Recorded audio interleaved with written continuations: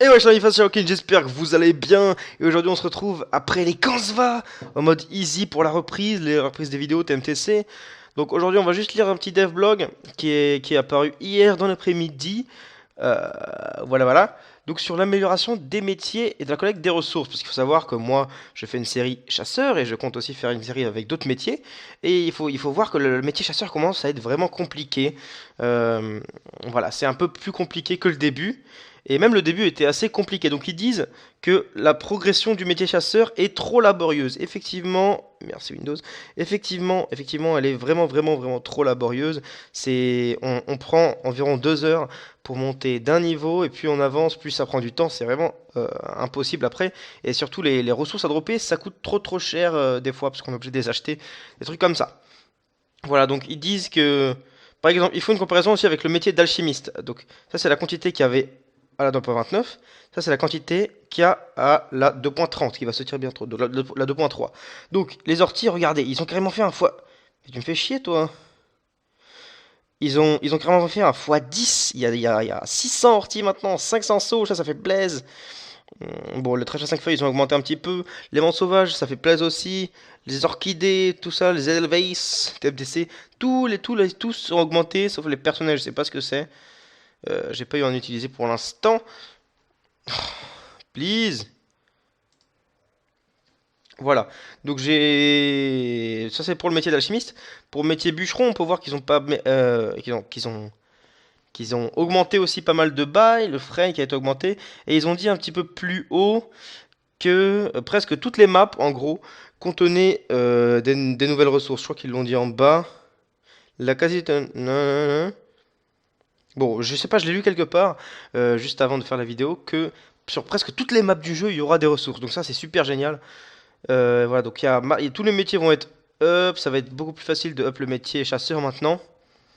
Alors ici, j'ai pas lu. Donc la quasi-totalité des recettes des consommables seront modifiées. Donc le tutoriel chasseur que j'ai fait pour l'instant ne sera plus valable après la mise à jour 2.30. Bien sûr, je reverrai avec vous dans un épisode les recettes que vous pourrez faire. Ce sera plus facile que ce que j'ai fait moi. Et vous inquiétez pas, je vous expliquerai comment faire tout ça. Un sacheur chassant sachet. Voilà. Donc ici, toute, enfin, quasiment toutes les familles de monstres ont une viande spécifique. Ouais, ça on l'avait déjà vu dans la 2.29. Dans la version 2.30, nous avons décidé de procéder autrement. Nous avons désormais 21 viandes différentes qui sont plus génériques et peuvent être utilisées par plusieurs familles de monstres différentes. D'accord. D'accord, ouais, si vous voulez. Donc il y aura la viande, il y aura tous ces types de viande là qui seront du coup, par exemple, la viande intangible elle pourra se dropper, je sais pas, moi je dis un exemple, sur des bouffetous, sur les mosquitos, sur plein de trucs. Alors qu'avant, il y avait la viande pour les insectes, la viande pour les bouffetous, etc. Donc ils vont faire des groupes de viande. Bon, ça sert juste à faire de plus grandes recettes et de pas se faire chier à faire 40 recettes pour up, quoi. Donc ça peut être pas mal, ça peut être pas mal. Donc on aura tout ça comme viande. Donc nous, on est actuellement ici, donc il nous faudra faire de la viande persillée lors de la 2.30. Bien sûr, je téléchargerai la bêta et je vous ferai un petit peu voir qu'est-ce qui se passe sur la bêta. Alors... Il y a aussi des refontes sur la progression de Mercy Forge Magie. L'un des premiers niveaux était trop difficile, effectivement. Nous avons modifié la formule utilisée pour faciliter cette progression. D'accord, écoutez, c'est pas mal. Ah, sur les runes de Forge Magie maintenant, l'obtention des runes, parce que c'est vrai que maintenant, ça devient de plus en plus n'importe quoi. Depuis l'introduction du nouveau système de génération des runes de Forge Magie, nous utilisons un historique de destruction dont la taille est volontairement limitée. Les anciennes destructions d'objets ne sont progressivement plus prises en compte pour le calcul du bonus ou du malus appliqué aux objets. Nous ne pouvons pas garder un historique trop important car nous ne souhaitons pas que les nouveaux objets ajoutés en jeu profitent d'un bonus excessivement important par rapport aux anciens objets. Par exemple, s'il y a un nouvel item qui sort, direct on le brise, on nage pas moins à 500%. Donc là, on n'aura pas, ce sera limité, ils feront une limite. Nous avons décidé d'augmenter la taille de cet historique. Les objets les plus souvent brisés subiront des malus les plus importants, mais les objets les moins souvent brisés profiteront d'un bonus plus important. D'accord. Ok, ouais, c'est un petit peu le même système, mais apparemment il y a des bonus ici. Nous sommes conscients que les changements apportés au mécanisme de génération des runes de Forge Magie et au métier ont généré des variations importantes du prix et que la rareté de la majorité et de la rareté de la majorité des runes. C'est vrai, c'est vrai. Notre objectif n'est pas de rendre la Forge Magie excessivement élitiste. Nous souhaitons qu'elle reste, please, qu'elle reste accessible, mais que les objets les plus puissants ne soient pas bannisés pour autant, comme les exos. D'accord, donc le prix des exos continuera d'augmenter en fait. Ouais, ouais, ouais. Bon. Fabrication d'objets en série. Est-ce qu'ils ont fait quelque chose? La fabrication peut être trop longue et difficile à suivre.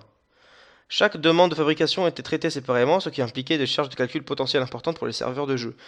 Nous contraignons à temporiser chaque fabrication. Dans la 2.30, nous avons modifié ce fonctionnement, hein, et les séries de fabrication d'objets sont désormais traitées en une seule fois. Tous les objets sont instantanément fabriqués. Ça, c'est génial. C'est génial. Nous avons estimé qu'il n'était plus pertinent de faire attendre les joueurs devant leur interface d'artisanat sans qu'ils ne puissent réellement interagir avec le jeu pendant la fabrication de leur objet. Ça, c'est du génie, c'est ce qu'on attendait. C'est une putain de mise à jour. On voit un petit peu les avis, super, super. Il y a apparemment exactement ce qu'il manquait. Bon, apparemment, il y a des très très bons avis. Après, c'est vrai que pour le métier chasseur, mon tutoriel ne sera plus valable. Mais je ferai une mise à jour du tutoriel chasseur. Ne vous inquiétez pas. Du coup, ce devlog a l'air bien bien sympa.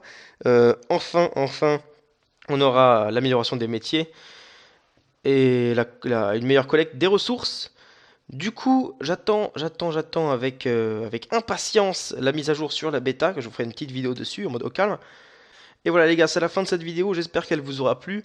En tout cas, moi, cette mise à jour a l'air de me plaire beaucoup. J'ai vraiment hâte qu'elle sorte sur l'officiel et puis sur la bêta, comme ça je vous montrerai un petit peu de quoi il s'agit. Comme d'habitude, si cette vidéo vous aura plu, n'hésitez pas à lâcher un petit like, ça fait toujours plaisir. Et on se dit à la prochaine pour une nouvelle vidéo. Ciao ciao, bye.